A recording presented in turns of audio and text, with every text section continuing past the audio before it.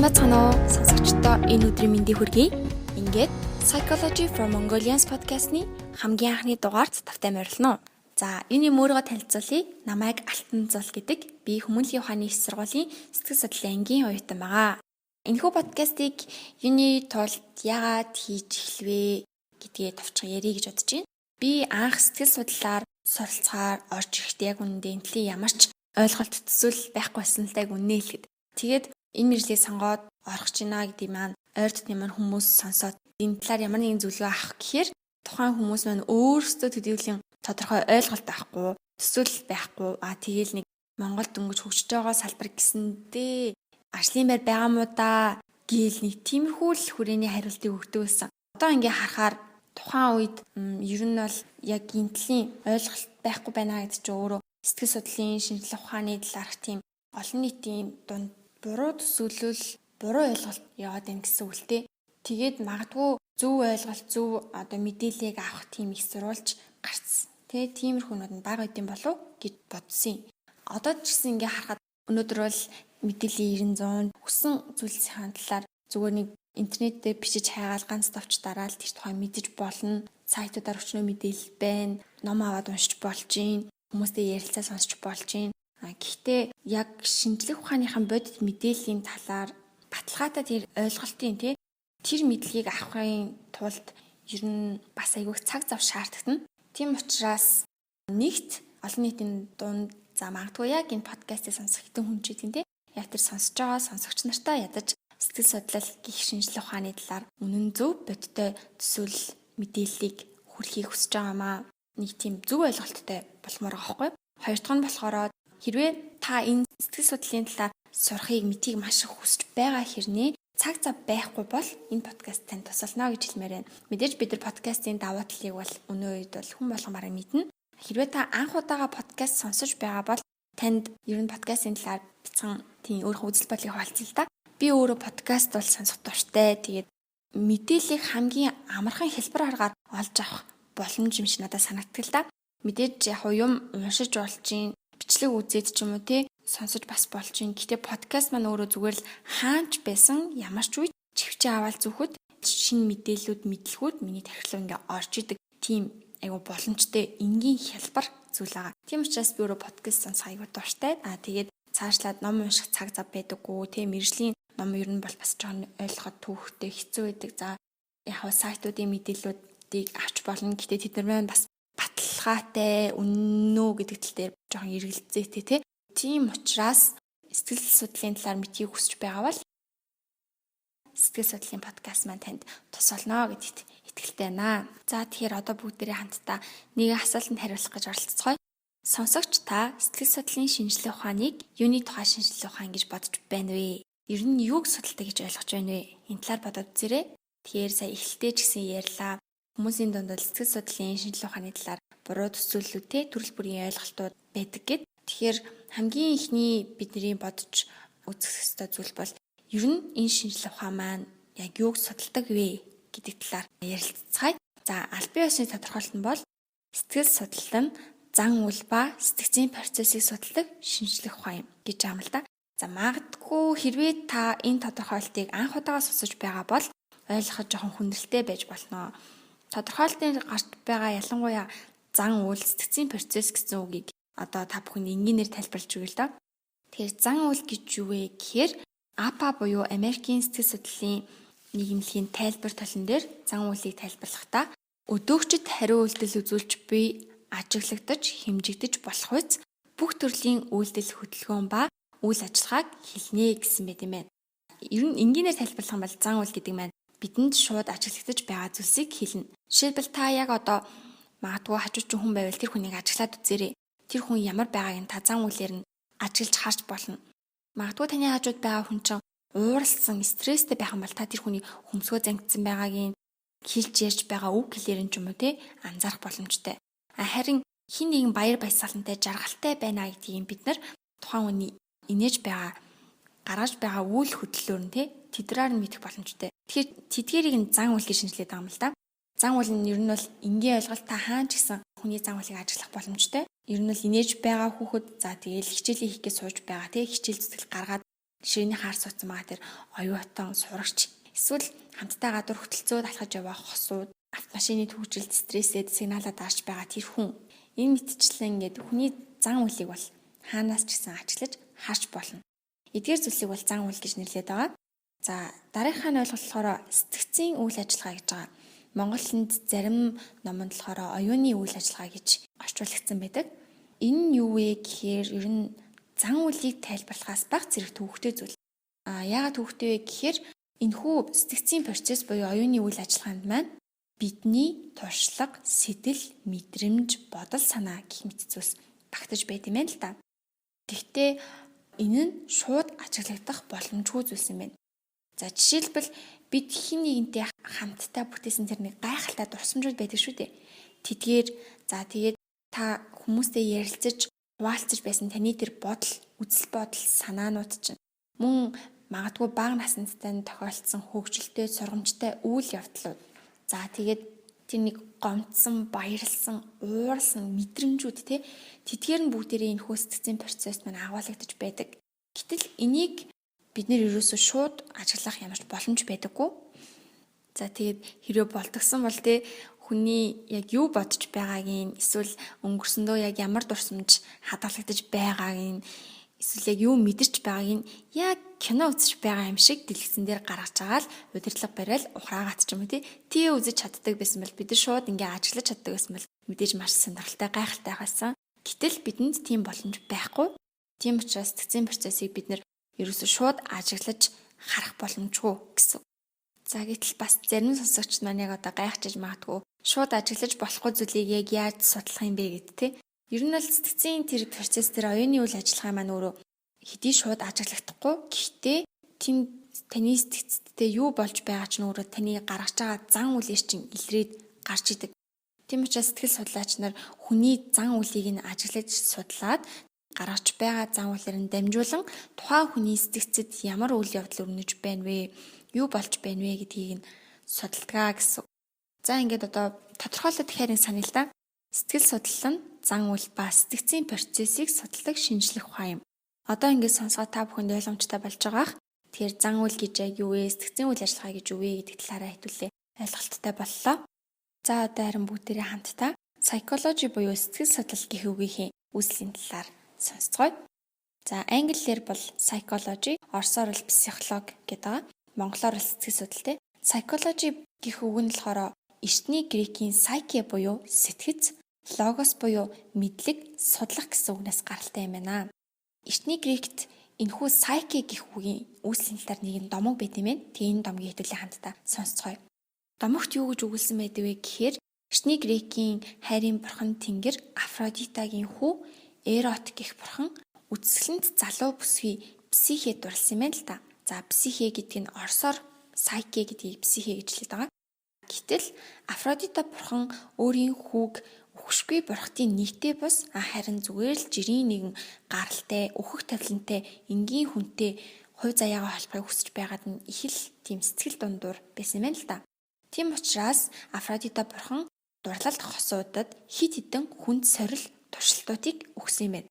Гэсэн ч психигийн Эротод дурласан сэтгэл нь маш хүчтэй байсан юм байна. Хоёр хосууд бие биентэйгээ дахин уулзахыг маш их хүсэж бие биедээ маш их хайртай байсан. Тэрийг нь бусад бурхтууд хараад бусад бурхтуудад маш гүн сэтгэл төрүүлсэн учраас психид Афродитагийн тэр хүнд хэцүү шаардлагыг биелүүлэхэд тусалдаг юм байна. Харин Эрот ч гэсэн мөн психид маш их хайртай байсан. За тэгээд энэ нь цаашлаад Грекийн хүчрхэг бурхан Зевсийг хүртэл хүлээн зөвшөөрүүлж алмаар болоход хүрсэн юм байна л да. Эцээц Зевс психийг өгшгүй мөнхийн дагин болгосноор Эрот, психе гэх хоёр дурлалт хосууд маань мөнхөд хамтдаа амьдрах болсон юм байна. За энэхүү нэгэн уянгаллаг сэтгэл хөдлөмөр түүхээс психе буюу тэрхүү psyche гэх үгийн үүсэл гаралтай гэж грекчүүд үздэг юм байна. Цаашлаад эртний грекийн домгоос гадна эртний грекийн философчтой сэтгэл судлал маань бас холбогдно.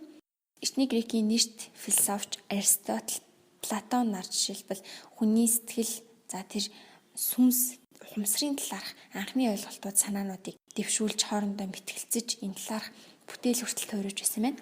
За Аристотель хүний ухамсарын талаар анхны санаа дэвшүүлсэн байдаг. Тэрээр хүний ухамсар сэтгцэн толгойд бус анхааран зүрхэнд байдаг гэж үзсэн юм байна.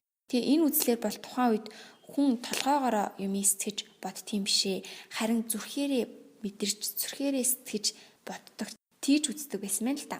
Энэ мэтчлэн ерөнхийдөө сэтгэл судлалын үүсэл хөгжил нь өрөндийн соёлд тулгуурласан байдаг.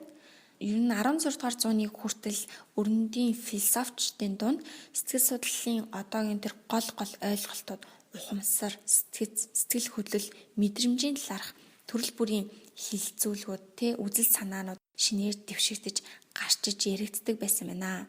Ер нь бол хэдий өрөндийн соёл голох нөлөөтэй байсан ч гэсэн бас өнөө хүртэл сэтгэл судлал хөгжих явцад дэлхийн өөр олон газрын соёл, тэгээд олон янзын шинжлэх ухаан ч гэсэн нөлөөлсөн байдаг. Энд бас дорны соёл бол өөрийнхөө хувь нэмрийг оруулсан байдаг л та. Жишээлбэл манай эртний өмнөх 2000-аад оны үед Хятадын эзэн хаан та юу хааны албаны албан хаагчдын шалгаруулж авахдаа хүний хувийн онцлог тэр хүн хэр зэрэг ухаантай байна тэр оюуны чадамжийг нь хэмжихээр анхны тестийн аргыг боловсруулж ашиглаж байсан байна. Цаашлаад Күнзийн сургаал, даосизм гэх мэтчлэн бас өрөндийн эртний Хятадын философи сургууль мужуулах ёс зүйн тэр ухаанууд нь ч гэсэн сэтгэл судлалын талаар ойлголтууд маань яригдсаар ирсэн. Тэгэд эмтгийн шашин, буддийн шашинд ч гэсэн ер нь эмтлийн ойлголтууд байнга яригдаж төрөл бүрийн санаа дэвшигдэж ирсэн байна. За ингээд 7000 жилийн турш философчдын дунд шашныхны дунд ч гэсэн сэтгэл судлалын ухагтхуунууд маань яригдсаар ирсэн. Гэхдээ 16 дугаар зууны хүртэл psychology гэх нэр томьёо маань өөрөө хэрэглэгдэж байгаагүй. Анх 16 дугаар зуунд psychology буюу сэтгэл судлал гэх нэр томьёо маань яригдаж, хэлэгдэж эхэлсэн байна. Гэхдээ энэ хугацаанд болохоор ерөөсөө сэтгэл судлал бол албан ёсны шинжлэх ухаан гэж хүлээн зөвшөөрөгдөж байгаагүй. Харин 1879 он буюу 19-р зуунд л дөнгөж сэтгэл судлалын шинжлэх ухаан муу юм аа гэж албан ёсоор зөвшөөрөгдөж байсан байна.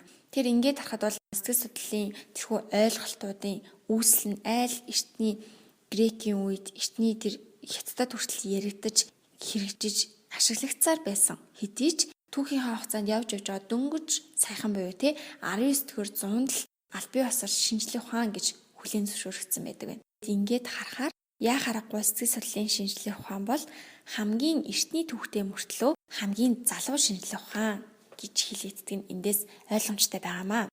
За энэ мэтчлийн ямар замыг туулж сэтгэл судлалын шинжлэх ухаан маань хөгжиж ирсэн бэ гэдэг талаар мөн хин гэдэг эрдэмтэн сэтгэгчид юу гэж ямар онолыг гаргасан бэ тэрхүү онол нь өнөөдөр бидэнд яаж нөлөөлж байна вэ гэх мэтчлэн сонирхолтой зүйлсүүдийг дараачихан дугаараар илүү гол дэлгэрэнгүй тайлбарж ярилцгаална. Гэхдээ энэ удаагийн дугаар маань арай дуусах болоогүй байна. За харин одоо өнөөдөр орчин үед хэдүүлээ аваад үзээ л та. Орчин үед ер нь сэтгэл судлалын шинжлэх ухаан яг яаж нөлөөлж байна вэ? Энэ бусад шинжлэх ухаануудаас яг ямар онцлогтой юм бэ? Ер нь энэ талаар мэдлээ гэхэд биднэрт яг ямар ач холбогдолтой вэ? За энэ талаар хэдүүлээ эргцүүлж үзцгээе. Тэгэхээр бид бүгдээрээ мэднэ өдөр ирсэн дэлхийн нийтээрээ яаш техник технологи маш их хөгжиж байна. За яг энэ талаар нэг номноос уншсан зүйлээ та бүхэнд хуваалцъя. Тэрхүү ном дээр ингэсэн байна. Өдөр ирэх бүр төвөгтэй болж хүч чадал сорьсон энэхүү нийгэмд багч гэсэн мэдрэмжтэй байхад тусалдаг цорын ганц мэргэжил бол сэтгэл судлал юм аа гэсэн байна. Тэгэхээр яа харахгүй мэдээж бидний эргэн тойрон бүхэл зүйл яг одоо автоматжлагдаж технологичж байна гэсэн ч гэсэн өнөөгийн яг энэ ертөнцид бол хүний тэр төрөлхийн мэдрэмж, харилцаа, тэр нэг сэтгэл хөдлөл тэр талаар бодож сэтгэж үүнийг анхаарч судлах хэрэгчлөөг ерөөсөө сэтгэл судлалын салбараас таавалж авч чадна. Мэдээж хүний өдөр тутмын амьдралд бол бараг бүхий л зүйл одоо техник технологич гэсэн байх шүү дээ. Энэ тийм төрөл бүрийн робот, програмууд янз бүрээр хэдэн гараараа зохиогдож байна. Гэхдээ яг хүний сэтгцийг програмчлах ч юм уу айлсал хүний тэр сэтгэл хөдлөлийг яг бас хизээ технологич болох вэ гэдэг нь өөрөө нэлийн хол сонсогдож байгаа л та. Тийм учраас бас яг тийм цэвэр хүнд тулгуурласан мэргэжил хүн тулгуурсан шинжлэх ухаан учраас бид нарт аяг үнцэнтэй байдаг. Тэр ер нь бол багш нар ч гэсэн ингэж ярьдаг л да. Хүн хаана байна? Тэр газар сэтгэл зүйн асуудлууд, сэтгэл судлал тэр чигээр явж идэг. Тэр хүн байгаа цагт сэтгэл судлалын шинжлэх ухаан бол үргэлж ирэлт хэрэгцээтэй. Хизээд ч хаан ч гэсэн яригдаж энэ талаар судалцаар байх болно гэж үздэг байгаа. За ингээд харахаар л ерөнхийдөө сэтгэл судлалын шинжилгээ ухаан тэгэхээр биднийг яг хувьхан гэдэг талаас бол бас нэг мэдэх ёстой, мэдвэл бас нэг хэрэгтэй, танин мэдэх шаардлагатай тийм шинжилгээ ухааны нэг яхаар гомон байгаа юм л да. Яагаад гэвэл хүнийг судалдаг шинжилгээ ухааны нэг нь бол яг яхааргүй сэтгэл судлал шүү дээ. Мэдээж яг одоо танд хамааралтай чиглэл зүйлсүүдийг сэтгэл судлал судалдаг байгаа. За сэтгэл судлаачид бол төрөл бүрийн гайхамшигтай, сонирхолтой туршилт судалгаануудыг хийдэг. Тэдгээр нь болохоор бидний өдөр тутмын амьдралд тохиолдог энгийн зүйлсүүдээс ахуулаад манай нийгэмд тохиолдог гардаг тэрхүү томоохон үзэгдлүүдийг хүртэл судалсан төрөл бүрийн судалгаанууд байдаг. За энэ судалгааны талаар нэгэн эрдэмтэн ингэж хэлсэн байт юм байна л да. Энэхүү сэтгэл судлалын шинжилгээ ухаан өнөөдөр бидэнд яг яаж нөлөөлж өгнө гэдэг талаар ингэж хэлсэн байна. Хүн төрөлхтний гүн итгэл үнэмшлийг ганхуулж бидэнд огт таалагдахгүй олон үннийг илчилж гаргаж ирч мөн хүн төрөлхтний өмнө тулгардаг төвөгтэй хэцүү асуултуудад сонирхолтойгоор гайхамшигтай хариултыг өгч чаддаг шинжилгээ ухаан бол сэтгэл судлал юм а гэсэн байна. Тэгэхээр та бүхэн ч гэсэн тун утгагүй магадгүй дараагийн дугаараас сонсвол энэ үгсийг үнэн гэдгийг анзаарах болно. Яг одоо жишээлбэл сонсогч таны амьдралдаа ингээд хэрэгжүүлээд анзаарч харж болох хэдэн судалгаануудын талаар жишээ боломжтой л да. Энд 3 судалгаа байна. Тэгэхээр эхнийх нь бид нар л мэдээж мэднэ бидний амьдрал төрөл бүрийн үйл явдлууд өрнөдөг. Бидний төрөл бүрийн маш олон төсөөлөг үзүүлэлт тохиолдож болдог. Гэтэл тэр болгон тэр үйл явдлуудын зарим нь хүний бие бэлтрийн хувьд нөлөөлдөг. За зарим нь сэтгэл зүйн хувьд ч гэсэн нөлөөлдөг. Тэдгээрээс нэг жишээ болгоод нэг судалгаа байна. Энэ болохоор хоёулаас салсан эсвэл сэтгэл ханамжгүй гэрэлсэн хосууд байлаа гэж бодъё л доо. Гэтэл харин бие биендээ маш хайртай, аз жаргалтай амьдардаг тэдгээр хосуудтай харьцуулахад эхний хосууд маань илүү их өвчин тусах магадaltaй байт юм байна. За магадгүй та энийг боддоор ингээд амьдрал дээр ямар нэгэн тохиолдол байх юм бол бас ажиглаад үзээрэй. Дараагийн судалгаанд болохоор мэдээж өнөө үед бол эрэгтэй болон эмэгтэй хүмүүсийн хүч бол бараг тэнцэж штэ тий. Одоо юу юм чи өнгөрсөн зуунуудад бол зөвхөн эрэгтэй хүн ийм ажлыг хийд юм аа. Ер нь бол эрэгтэй хүнтэй холбоотой тийм ажлууд аягүй байсан шүү дээ. За жишээлбэл улс төр байна. За шинжлэх ухаан, инженер энэ салбаруудад эмэгтэй хүн төдийлнийх ажиллаад байдаг байсан. Гэтэл одоо орчин үед бол эрэгтэй хүний хийдэг ажлыг эмэгтэй хүн ч гэсэн хийж чаднаа гэд гарч ирээ. За тэгээд эрэгтэйчүүдийн тэр хийдэг байсан ажлыг эмэгтэйчүүд яг адилхан хийгээд зарим үед бүр илүү амжилттай амжилт үзүүлээд явах ийм тохиолдол бол байна тий. Энийг болохоор судалсан судалгаа байт юм байна. Тэгэхдээ хэдий ингээд эрэгтэй эмэгтэй хүмүүс ажил мэргэжлийн тал дээр энэ тэнцэж байгаа юм шиг харагдаж байгаа ч гэсэн судлаачид судлаад үзэхээр зарим нэг математикийн чадварыг шалгах зарим тестний үр дүнд эрэгтэйчүүд эмэгтэйчүүдээс илүү өндөр оноо авт юм байна гэдгийг тогтоосон байна. Тэрэндээс юу олж харж болох вэ гэхээр ер нь эрэгтэй хүмүүс эмэгтэйчүүдээс илүү тэр математикийн одоо тэр асуудлыг шийдвэрлэх ч юм уу тиймэрхүү тал дээр угаасаа цаанаасаа өгсөн өгөгдөл нь ч юм уу илүү өндөр байдгаа гэж харж болох нэ. За дараагийнхаа судалгаа болохоор аэробикаар хичээлдэг хүмүүс байла тэдгээр хүмүүс нь зөвхөн одоо бие бэлтрэн ингээд хөгжөөд бие физиологи нь эрүүл сайхан байгаад байгаа юм бишээ.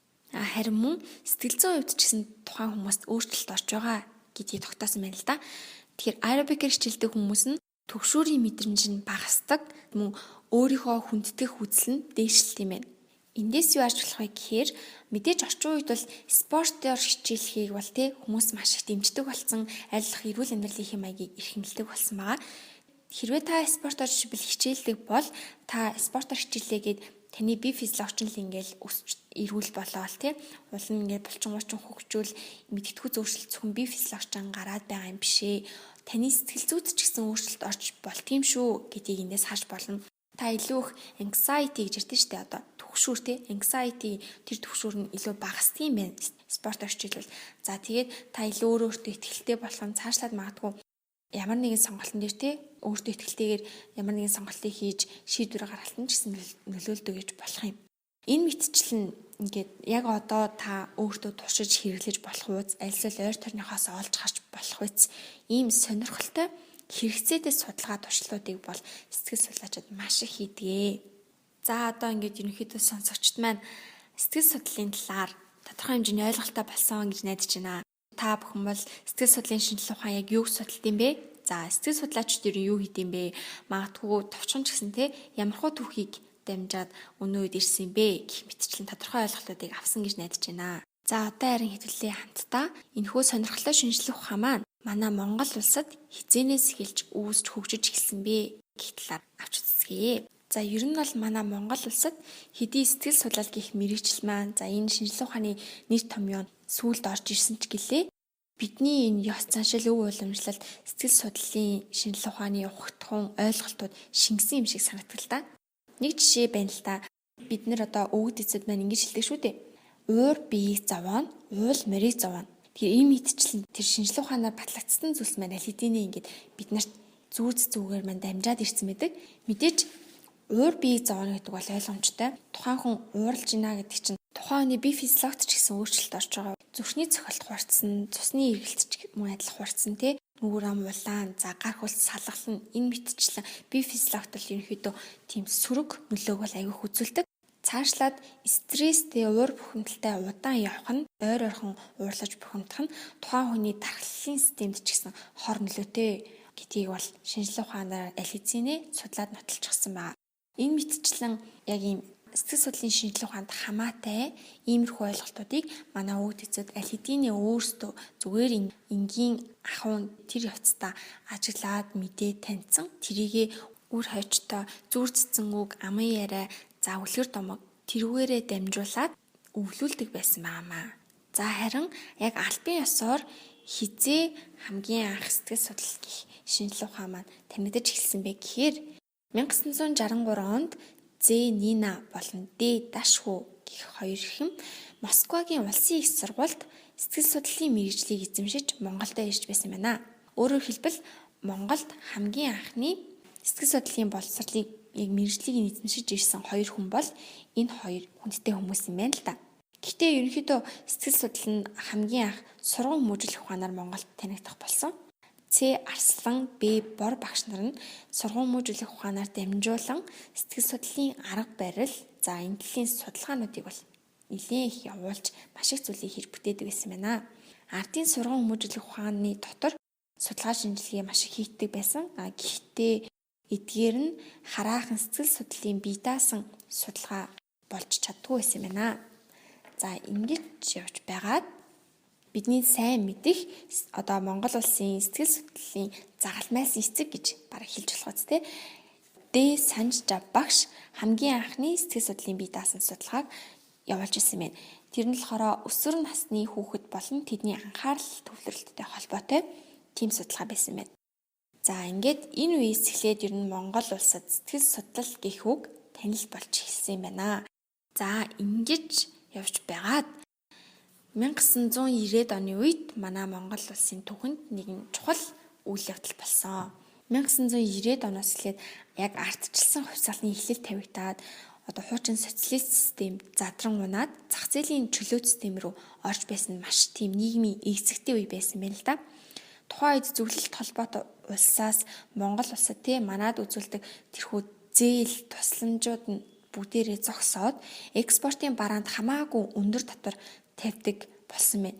Тэгэд энэхүү үйл явдал нь манайх шиг юм жижигхэн орны хувьд эдийн засгийн маш хүнд байдалд оруулсан байна.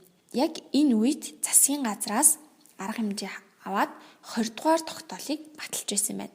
Тэгэхээр энэхүү тогтоолын талаар товчхон мэдээлэл өгөх болохоор энэхүү алдар тогтоол нь эдийн засгийг зах зээлийн зохицуулалтанд шилжүүлэх зарим арга хэмжээний тухай байсан юм л да. Тэгээд бидний аав ээжүүд мөн эмээ өвнөртэй агч нар ярьдаг шүү дээ. Картын бараанд ороод айгүй хэцүү байсан нэг үе байсан гэж ярьдаг. Тэгэхээр тэр үе маань яг энэ тогтоолтой холбогдож байгаа. Энэхүү тогтоол нь 1991 оны 1 сарын 15-нд батлагдчих байсан. За 1 сарын 15 гэхээр одоо бид нар одоо ч гэсэн ярьдаг шүү дээ. Аванц гэж хэлдэг те. Цалингийн урьдчилгаа. Тэгэхээр хүмүүс яг тэр цалингийн урьдчилгаагаа аваад за тэгээд маргааш нь зүгээр л нэг өглөө сэрсэн чинь бүх юмны үн 2 дахин нэмэгдчихсэн байсан. Та бүхэн төсөөлөд үзтээ. Магадгүй яг энэ талаар тий анх удаа сонсож байгаа хүмүүс байх юм бол сонир сонсогч магадгүй тий бид нар ингээл яг унтаал тий за цалингаа аваад ч юм уу тий яг цалин буусныхаа оройн унтлаа. За тэгээ маргааш өглөө босоод ирсэн чинь одоогийн бензиний үнийн талах тариа юу бэ тийм тий бүхэл үргийн хэрэглээний барааны үн бүгд 2 дахин өсчихсэн байвал биднэрт яг яаж тусах вэ тий мэдээж энэ маш хэцүү юм зочил өгсөн байна л да.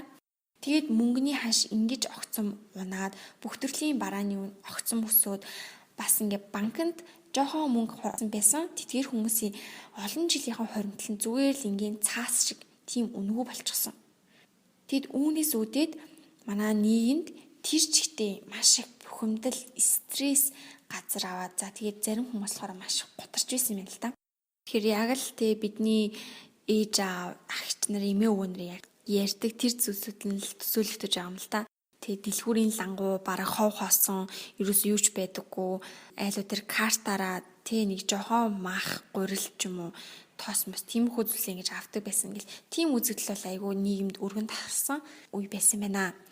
За тэгээд яг иймэрхүү үзэгдэл нийгэм тэр чигээрээ тархачихсан нийгэм тэр чигтээ стресс ууралсан, гутарсан ийм үед за энэхүү нийгмийн сэтгэл зүйг хэрхэн яаж докторжуулах вэ, хэрхэн яаж тайвшруулах вэ гэдэг тал дээр анхаарахаас өөр аргагүй болсон байна. За ингээд 1992 онд Монгол Улсын их сургуульд сэтгэл судлалын анхны анги нэгдэж байсан байна. За хамгийн анх нийгмийн сэтгэл судлалаар 10-аад хүн Монгол Улсын их сургуульд эсэж орсон байт юм байна. Тэгээд тэднээс 6 хүн төгссөн юм байна. За энэхүү тухайн үеийн нийгмийн шаардлагаараа Монгол улсад анхны бакалаврын анги нэгдээд монголчууд маань өөрсдийн эх орондоо сэтгэл судлалын боловсролыг эзэмшээд сэтгэл судлаачтай бэлтгэн гаргаж төгсгөж эхэлсэн юм байна. Цаашлаад Нина багшийн суурийг нь тавьсан Санжчив багшийн удирдлаганд оруулан илүү үйл ажиллагаа өргөжүүлсэн оргил дээд сургууль. Явандаа нэрээ өөрчлөөд инх орчлон дээд сургуулсан.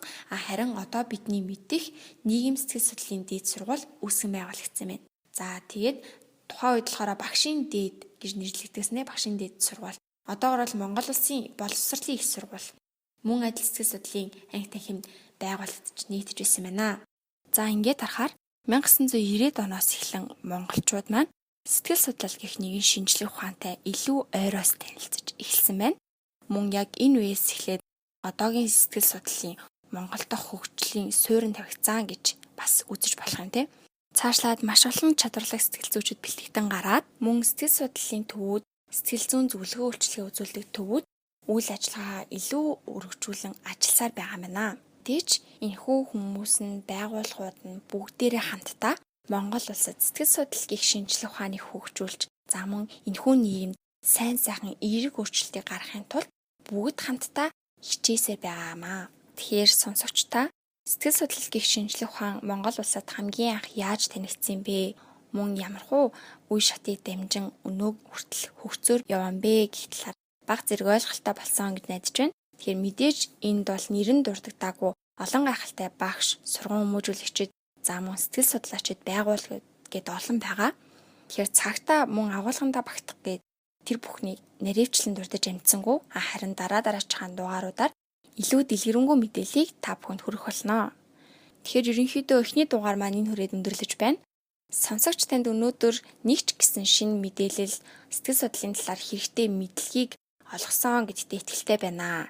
За тэгээд сонсогчдын санал сэтгэлийг бол хэсэг ядуу хүлээж байна. Мөн таалагдсан бол subscribe хийгээрэй. Ингээд дараачихан дугаараар шинэ мэдээлэлтэйгээр иргэн уулзлаа. Түр баяртай.